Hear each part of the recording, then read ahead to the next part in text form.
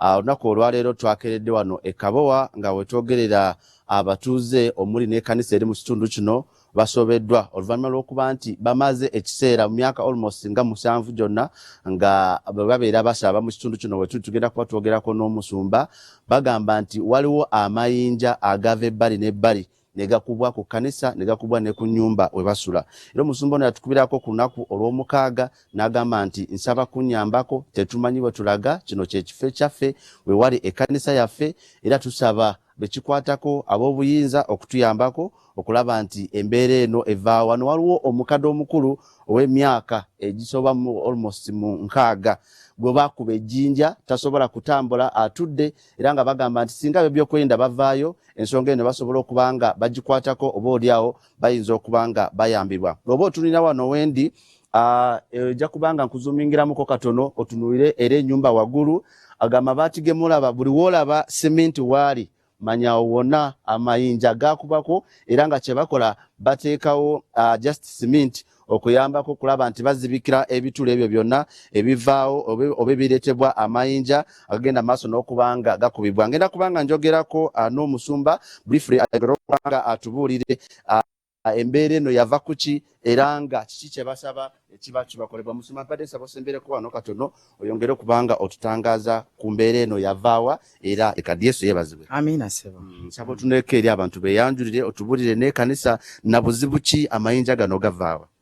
Nze mpitibwa omusumba Bigaba Agnes era nga nsumba ekkanisa esangibwa wano wennyini eyitibwa Prayer Tower Church, era nga ekkanisa eno mu luggya ewa mukadde wange ayitibwa omukyala Sarah Oswan eyasenga kuno mu mwaka gwali gwa 1975.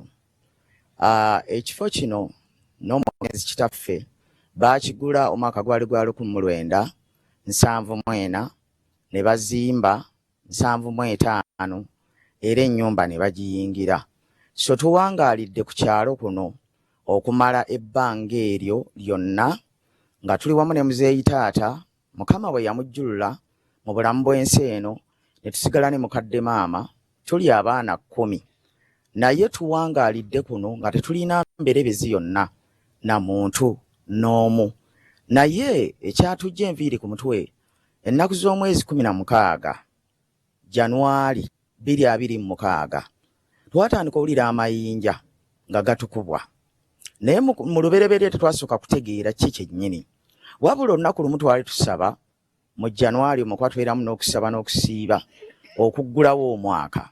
So bwe twali tusaba essaawa zaali 12 twagenda okuwulira ejjinja ne likubwa wali wansi ku ddirisa ly'ekkanisa, era ejjinja eryo lyakubwa ne likwata wooden frame y'eddirisa ly'ekkanisa era olubaawo olwo lwamenyeka, ejjinja ne ligwawo wansi, naye amayinja gali gabaluka nga laddu, era ne tufuluma kuba twasasamala ne tujja tugenda okulaba direction ejjinja mwe liva, nga ejjinja eryo eyayimiridde oddikuba ateekeddwa okuba nga yali mu lukuubo olwa ekikomera kya mulirwana waffe.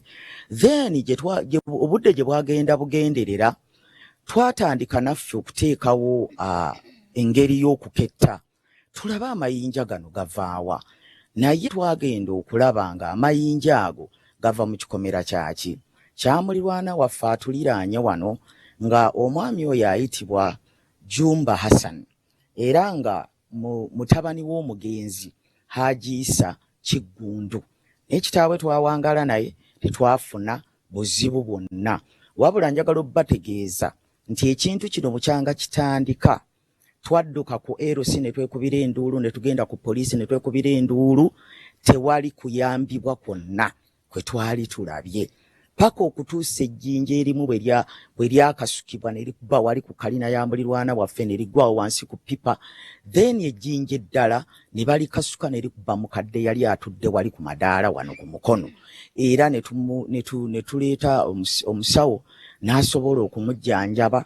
Ne bwe twogerera kaakati embeera etetereeranga kubanga ayina ki ayina pressure naye bassebo ne bannyabo amayinja gatukubwa saawa okuviira ddala saawa 6 ogw'ekiro saawa 7 8 9 11 12 saawa 1 saawa 2 ez'okumakya saawa 3 paka saawa 4 we baagalidde bo we bazuukukira ne bakola batya ne bakuba amayinja. Kati mwagala muyambibwe mutya?